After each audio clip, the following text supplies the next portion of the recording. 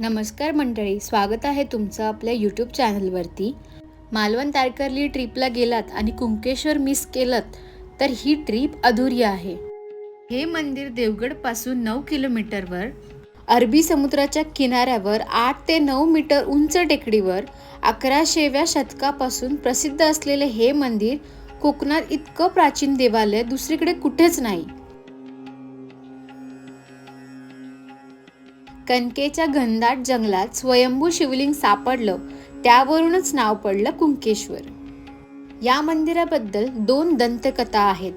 एक गरीब ब्राह्मणाची गाय रोज एका दगडावर पान्हा सोडायची. रागाने मालकाने फटका मारला, त्या पाषाणातून भळाभळ रक्त आलं. ते स्वयंभू शिवलिंग होतं. आजही त्या गावाची खूण दाखवली जाते. दुसरी प्रसिद्ध कथा अशी, एक इराणी व्यापारी समुद्रातील वादळातून वाचला. त्याने मंदिराचा जीर्णोद्धार केला आणि शिखरावरून उडी घेऊन जीव दिला. पण मंडळी, ही कथा खरी नाही. शिवशाहीर बाबासाहेब पुरंदरे यांनी 1960 साली सिद्ध केले. थडगे म्हणून दाखवलेली इमारत प्रत्यक्षात हिंदू मंदिर आहे. मग ही कथा पसरवली कुणी?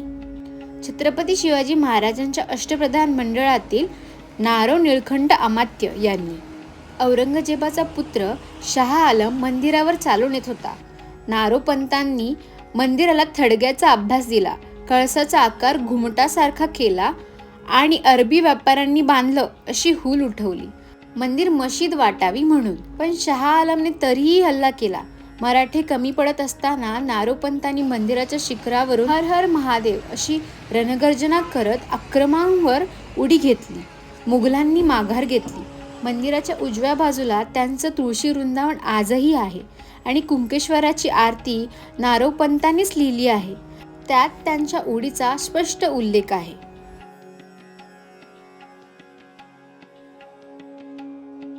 मंदिराच्या समोर चंड आणि मुंड नावाचे 2 पाषाण आहेत.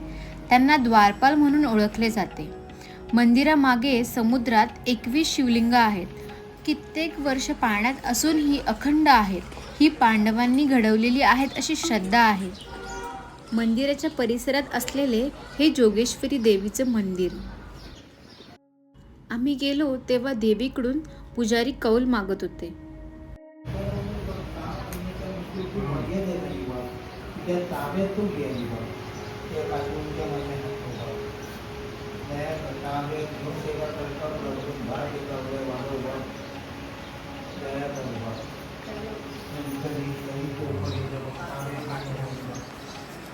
त्यातील सर्वात फेमस असं कुंकेश्वर मंदिर, इथे आज आम्ही भेट दिली आणि एवढं सुंदर मंदिर आहे ना हे, म्हणजे काय सांगू ह्या मंदिराबद्दल तुम्हाला. शंकराचं मंदिर आहे आणि कोरीव काम एवढं सुंदर आहे. इथे या तुळस बघा, एवढी मोठी आणि एवढी सुंदर तुळस. ही तुळस आपल्याला फक्त मालवणमध्येच बघायला भेटू शकते. शिवाय या मंदिरात असलेले गणपतीचे मंदिर,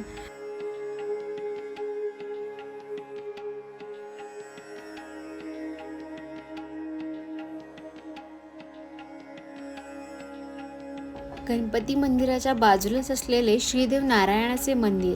नारायणाची ही मूर्ती अतिशय दुर्मिळ प्रकारातली आहे. या मूर्तीच्या प्रभावळीत दशावतार कोरलेले आहेत.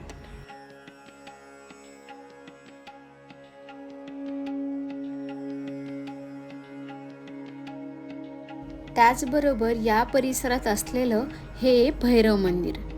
मंडळी, पंढरपूर नंतर महाराष्ट्रात क्षेत्र असा उल्लेख फक्त कुंकेश्वराचाच होतो. हे या ठिकाणाचं महत्त्व सांगतं. व्हिडिओ आवडली असेल तर व्हिडिओला लाईक करा आणि सबस्क्राईब करायला विसरू नका.